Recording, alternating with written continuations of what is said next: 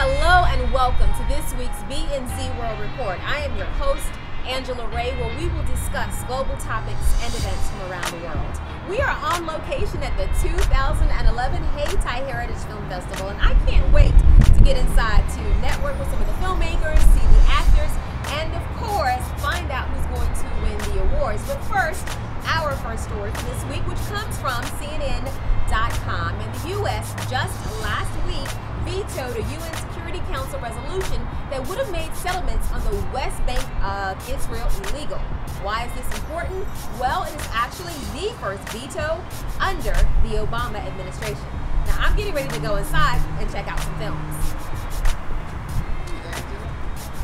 Right now, I have the awesome pleasure to be interviewing the president and the chief executive officer of the St. Joseph's Historic Foundation, which operates the Hayti Heritage Center, the home of the Hayti Heritage Film Festival, Ms. Diane Pleasure. So, Diane, how does this year's festival compare to other festivals?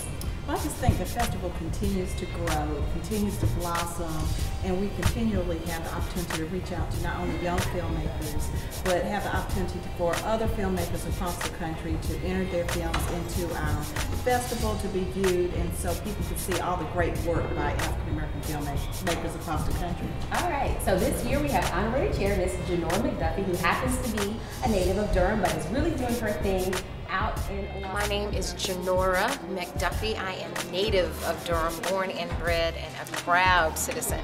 I now have temporarily moved to Los Angeles. My goal is to be bi-coastal, but I went there to chase some dreams, and I am definitely catching up with them.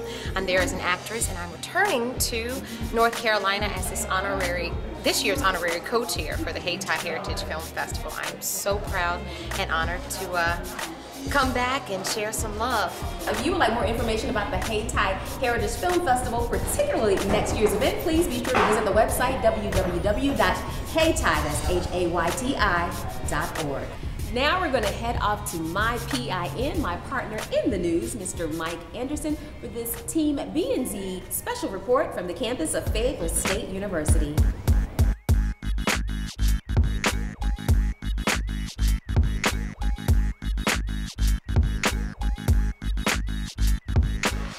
Walter McNeil. Yes. Walter, tell them what's going on tonight at this event. Little hip-hop summit we having for the students here at Fayetteville State, just trying to educate them on hip-hop, how it was and where it progressed to. And we're glad you all could come. So I'm imagining that, of course, you came from the hip-hop generation back in the days when we had EPMD, Definitely. Chuck D, Public Enemy, Yes. Biz Markie, Big Daddy Kane, and the list goes on and on. Right. If you were to tell somebody today that was a younger generation that they were interested in hip-hop, what would you tell them?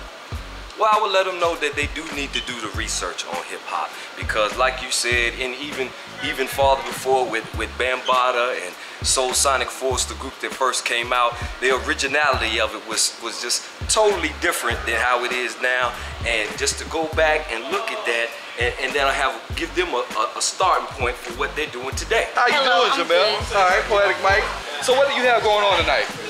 Well, we have Birth of Hip Hop. You know, it's going to be artists come again from way from the 70s, 80s, and 90s. Then it's going to be break dancers, and then in the lobby area is graffiti artists in the front. They're doing live graffiti artists. Okay. And also, the play is going to talk about the birth of hip hop. So what can we expect tonight out of the educational aspect of this Birth of Hip Hop Summit? A lot of people don't know about these artists, so it's going to be a good learning experience for them. I just want to say that it's an honor to be here. And what I'm about to show you right now is part of my library of documentaries to pretty much hear it from a lot of the forefathers and mothers, believe it or not, that were responsible for what you all enjoy and benefit from today.